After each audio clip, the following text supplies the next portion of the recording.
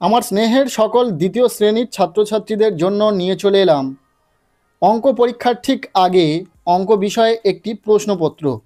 তোমাদের পরীক্ষাতে ঠিক এই রকমই একটি প্রশ্নপত্র হবে, যেখানে হুবহু এই রকম কিছু অঙ্ক পাবে, যে অঙ্কগুলো এই প্রশ্নপত্রে রয়েছে। সঠিক সমাধান সহ সম্পূর্ণ প্রশ্নপত্রটি তোমাদের সামনে উপস্থাপন করব। তোমাদের দ্বিতীয় পর্যায়ক্রমিক গণিত পরীক্ষা হবে 30 নম্বরের, যেখানে সময় দেওয়া হবে 1 ঘন্টা অর্থাৎ 60 মিনিট। সো প্রশ্নপত্রে প্রথমেই বলা হচ্ছে শূন্যস্থান পূরণ করো। এখানে 4টি নম্বর রয়েছে। প্রথম প্রশ্ন যেটা বলা হচ্ছে, লেখা রয়েছে, ভালো করে পড়ে দেখো। যে কোনো সংখ্যা শূন্য দিয়ে গুণ করলে গুণফল ড্যাশ হয়। এর উত্তরটা তোমরা প্রত্যেকেই জানো। যত বড় সংখ্যা হোক না কেন, তাকে যদি শূন্য দিয়ে গুণ করা হয়, তার উত্তর হবে, অর্থাৎ গুণফল হবে শূন্য। তাহলে এই প্রথমটির উত্তর হবে শূন্য।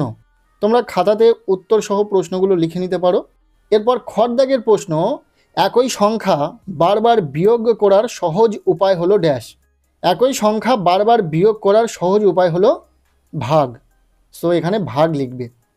এরপর গড়দাগের প্রশ্ন, যে সংখ্যা দ্বারা ভাগ করা হয় তাকে কি বলে? ভাজ্য বলা হয়। এই ড্যাশে লিখবে ভাজ্য। ভাজ্য কথাটি লিখবে, কেননা যেটা দিয়ে ভাগ করা হয় সেটাকে বলা হয় ভাজ্য। এরপর ঘরদাগে রয়েছে, 9-এর মধ্যে 3 আছে ড্যাশ বার। 9 পর্যন্ত 3 কতবার হতে পারে? তোমরা ভেবে দেখো, কটা 3 হলে 9 হবে? 3 3-এ 9 হয়। সো এখানে এই ড্যাশে 3 লিখতে হবে। উত্তর হবে তখন 9-এর মধ্যে 3 আছে 3 বার।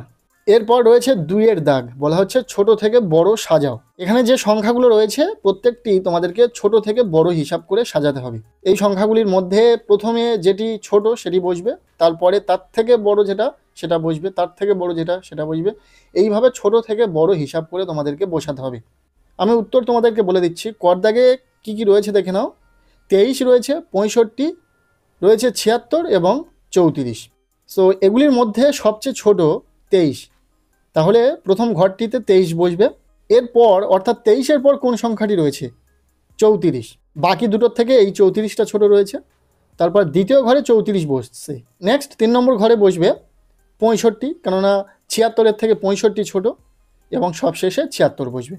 সম্পূর্ণ হলো। এরপর খড়দাগে রয়েছে 43, 54, 23, 45। আচ্ছা, এর মধ্যে সবচেয়ে ছোট কোনটি? 23। নিশ্চয়ই একে চন্দ্র প্রত্যেকে জানো, আর বলার দরকার নেই, 23 ছোট। এরপরে ছোট হচ্ছে 43, অর্থাৎ দ্বিতীয় ঘরে 43 বসবে।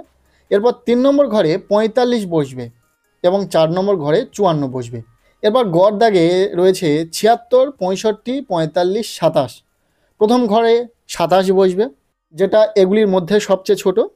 এরপর 45 বসবে, তারপরে 65 বসবে এবং তারপর 76 বসবে। এরপর ঘর দাগে রয়েছে 54, 65, 43 আর 65। এখানে 65 দুবার রয়েছে, তবে প্রথমটিতে বসবে 43, তারপরে 54, তারপরে 65 এবং তারপরে 65 বসিয়ে দেবে। হয়ে গেল। এরপর 3-এর দাগ, বলা হচ্ছে বড় থেকে ছোট সাজাও। এখানে সম্পূর্ণ উল্টো। এখানে সবচেয়ে বড় আগে বসবে, তারপরে ছোট বসবে, তারপরে ছোট বসবে এবং সবচেয়ে ছোট যেটা সেটা লাস্টে বসবে। ঠিক আছে? যেমন প্রথমে আমি যদি দেখি, কর দাগে রয়েছে 23, 11, 32, 16। আচ্ছা, এগুলির মধ্যে সবচেয়ে বড় হচ্ছে 32, তাহলে 32টি প্রথম ঘরে বসবে। আচ্ছা, দ্বিতীয় ঘরে বসবে 23, কেননা 11, 16 থেকে 23 বড় রয়েছে। এরপরে 11 আর 16-র মধ্যে 16 বড়, তাহলে 3 নম্বর ঘরে 16 বসবে এবং 4 নম্বর ঘরে 11 বসবে। একইভাবে খড় দাগেরটাও দেখো, 32 রয়েছে, 17 রয়েছে, 23 রয়েছে এবং 26। সবচেয়ে বড় কোনটি এর মধ্যে? 32, তাহলে প্রথম ঘরে 32 বসবে। এরপর দ্বিতীয় ঘরে বসবে 26 এবং তারপরে বসবে 23 এবং তারপরে বসবে 17। এগুলি তোমরা খাতাতে প্র্যাকটিস করলে সবচেয়ে ভালো হয়। এরপর রয়েছে 65, 43, 25 এবং 18। এগুলির মধ্যে সবচেয়ে বড় কোনটি? 65, তাহলে 65 আগে বসবে। তারপরে বড় রয়েছে 34, 34 বসবে। তারপরে রয়েছে বড় 25 এবং তারপরে 18। এরপরে 4-এর দাগ রয়েছে, যেখানে নিচের ফাঁকা ঘরে গ্রেটার দ্যান বা লেস দ্যান চিহ্ন বসাতে বলা হচ্ছে। যেখানে যেটা বসবে বসাতে হবে। এই চিহ্নকে গ্রেটার দ্যান বা এই চিহ্নকে লেস দ্যান বলা হয়।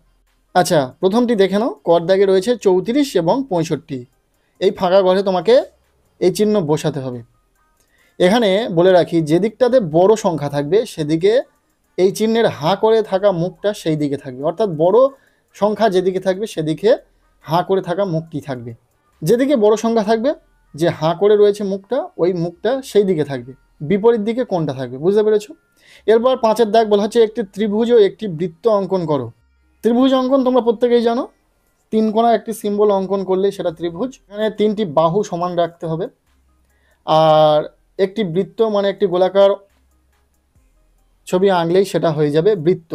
এরপর রয়েছে 6-এর দাগ বলা হচ্ছে অঙ্কের ভাষায় সমাধান করো।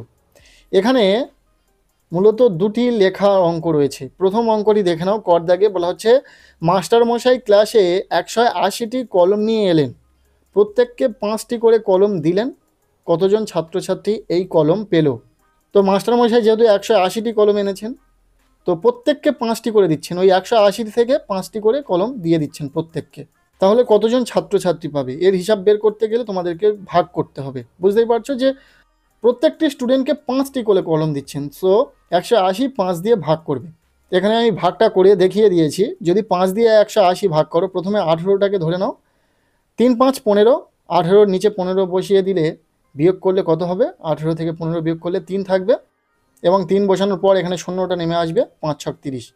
তাহলে অতএব উত্তর লিখবে তোমরা, এখানে 36 উত্তর হচ্ছে। তো প্রত্যেককে কলম দিলে 5টি করে 36 জন ছাত্রছাত্রী কলম পাবে। এরপরে প্রশ্নপত্রে খড় দাগে যে প্রশ্নটি রয়েছে, তনোয়ার কাছে 30টি টিপ ছিল, যা থেকে সে রূপসাকে 23টি টিপ দিয়ে দেয়। এখন তনোয়ার কাছে কটি টিপ আছে? যেহেতু দিয়ে দিচ্ছে, সো সেক্ষেত্রে বুঝতেই পারছো বিয়োগ করতে হবে। 30টি থেকে 23টি বিয়োগ করতে হবে তোমাকে। এখানে বিয়োগটা আমি করে দেখিয়ে দিয়েছি। 30 থেকে 23 বিয়োগ করলে 7 থাকবে। তাই অতএব দিয়ে উত্তরটি লিখবে তনয়ার কাছে 7টি টিপ থাকবে। এই ছিল দ্বিতীয় শ্রেণীর ছাত্রছাত্রীদের জন্য অঙ্ক পরীক্ষার আগে একটি প্রশ্নপত্র। ঠিক এরকমই প্রশ্ন তোমাদের পরীক্ষাতেও আসতে চলেছে। আজকের এই ভিডিওটি কেমন লাগলো অবশ্যই জানিও। ভিডিওটি বন্ধুদের সাথে শেয়ার করে দাও। আমাদের এই চ্যানেলে নতুন হলে চ্যানেলটিকে সাবস্ক্রাইব করে রাখো।